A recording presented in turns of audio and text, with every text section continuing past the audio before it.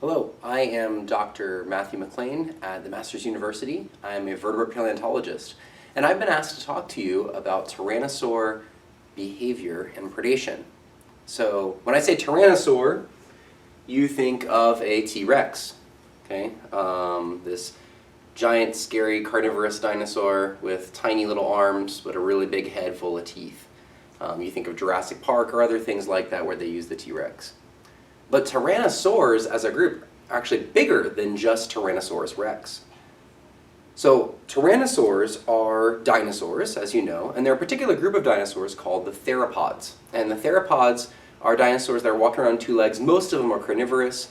And within that theropod group, there's a group called Tyrannosauroidea. Okay, now it might be a little bit of a mouthful, but that's things like T-Rex and a lot of its similar kind of animals. And within Tyrannosauroidea, there's a smaller group called Tyrannosauridae, which is the family that includes T-Rex. Now, why do I tell you all of that? Because I want to give you a little bit of context. You see, in creation science, we want to think about created kinds. What created kind did T-Rex belong to? Well, the family Tyrannosauridae, they're very, very similar creatures to each other. It's no surprise that they might be in the same created kind. And in fact, when we did baromenology studies on these, we found that sure enough, these all look like they're in the same created kind. But not only that, but some other animals in just outside of Tyrannosauridae in that bigger group called Tyrannosauroidea, but not all of them. For instance, this fascinating creature Eutyrannus here, found in China, covered in filamentous kind of stuff, it's apparently not in this group. Well, so far with the baromenological analysis we've done, it, along with other tyrannosaurids called the Proceratosaurids, do not appear to be in this group.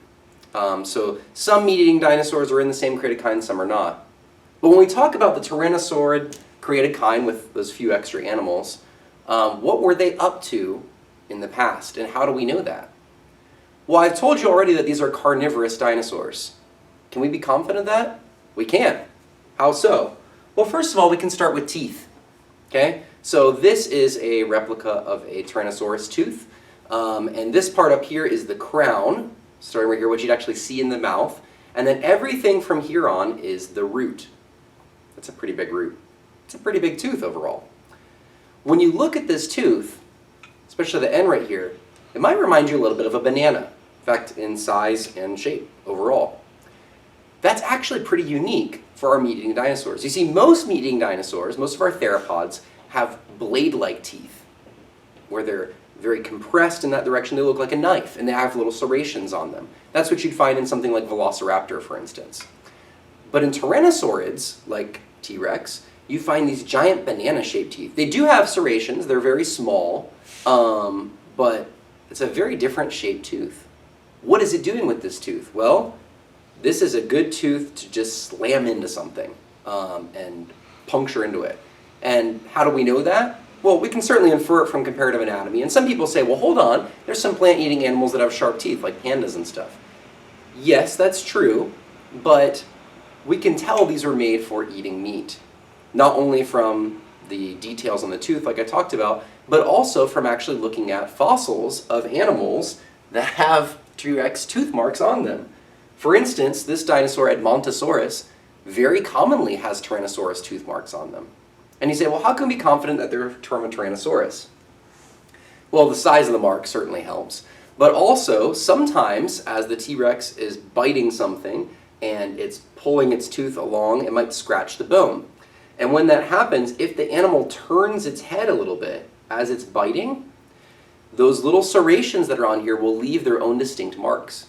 And you can measure the distances between those, match it up with serrations on these teeth, and figure out whether it was a T-Rex or some other carnivore that bit that dinosaur. And so sure enough, we have tooth marks from Tyrannosaurus and other Tyrannosaurids on hadrosaurid dinosaurs, like our Edmontosaurus.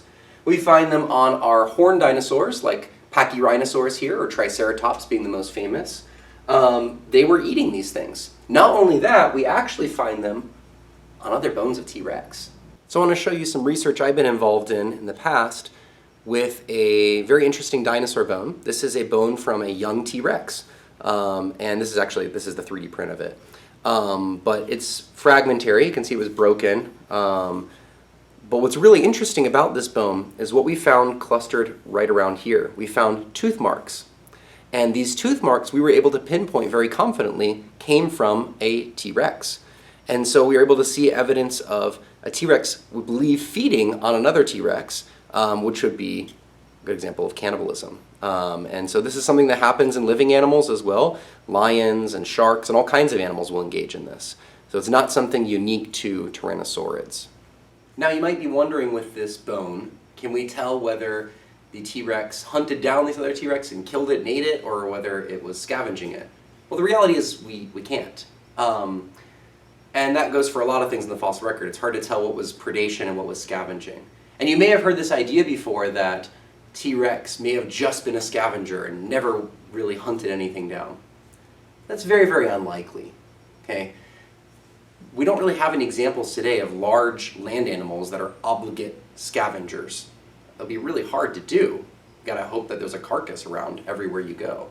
There would be a lot of dead animals, and I'm sure that they engage in scavenging regularly, but pretty much every animal that scavenges today also hunts things, especially land animals. Think about hyenas. Hyenas often do more hunting than lions. So we can be pretty confident that it was not only a scavenger, but also an active predator. And we do have some fossil evidence for this. There are some examples of healed bite marks on certain hadrosaurid fossils, duck-billed dinosaurs. So that kind of looks like they were biting something and it got away. Now, as much as we might like to imagine, T-Rex and Triceratops duking it out, fighting face to face, or a T-Rex attacking another T-Rex and fighting to the death and killing it, it's probably not happening that often, right? In general, predators of today, whether you're talking about lions or praying mantises or whatever, they go after usually young creatures that are more defenseless, that are easier to kill, or they go after the sick or the lame. And probably the same thing was true with our Tyrannosaurids. In fact, Tyrannosaurids were actually, with these giant teeth that we already talked about, these things can punch through bone, and if you have a young dinosaur that has weaker bones, they could probably just eat the bones. And we have Tyrannosaurid remains in the stomach area, as well as in what's called a coprolite, which is their fossilized droppings. We have bone material in there. So they were ingesting bone. They could eat it. And that's telling us more, once again, about these animals as predators and as animals that are actively hunting and eating things. Now, they didn't just use their teeth for killing things and eating them.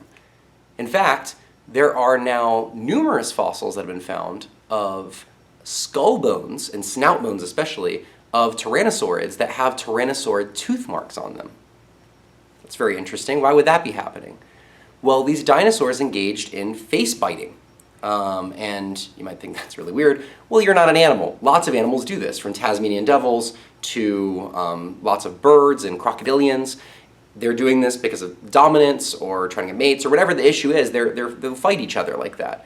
And so we have, in fact, a paper just came out this last week with lots and lots of examples of tyrannosaurid face biting. And some of these show healed bite marks, some of them are not healed bite marks. So this is some kind of behavior that is not necessarily related to feeding. So how do we think through all of this as creationists? After all, it would be really weird if when God declared his creation good, it included things like cannibalism and face biting and animals hunting down each other and eating them. Those don't seem to us to be good things. In fact, we would put that in the category of what we call natural evil. And theologians and scientists have argued about this and wondered about this for many, many, many years, trying to work through all the details of how do we make sense of this with the goodness of God.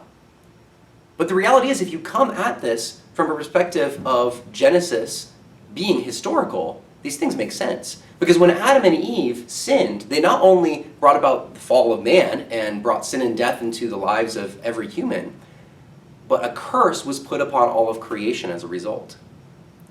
And so this would be part of it. That would be previously harmonious relationships between creatures would be transformed into these kill or be killed kind of relationships. So does that mean that everything about tyrannosaurids is just negative and bad and we should just, always look at it with a frown? Well, no. In fact, I would argue that these creatures show us the glory of God. One way they really do this is by showing us God's power. Anytime we look at a carnivorous animal and we feel a little bit terrified, we feel a little bit of awe when we look at it, we're seeing the power of God on display. And in fact, tyrannosaurids show this really, really well, because not only are they really big and very, very fearsome, but they're incredible examples of God's design, and especially a design for power. Yes, they have the puny arms, and everyone wants to talk about that. But let's think about the giant head, which is possibly why they have puny arms. Their heads are enormous. The teeth on these things are huge. They have immense bite force. Studies have tried to go into this and figure out exactly how strong the bite force is, but it's immensely powerful. These things are able to crush bone, to ingest bone. These would have been amazing creatures to behold. And even now, museums want their skeletons on display because it brings in people, especially kids. Why are we interested in that? Because we're seeing God's attributes on display in these creatures, specifically his power.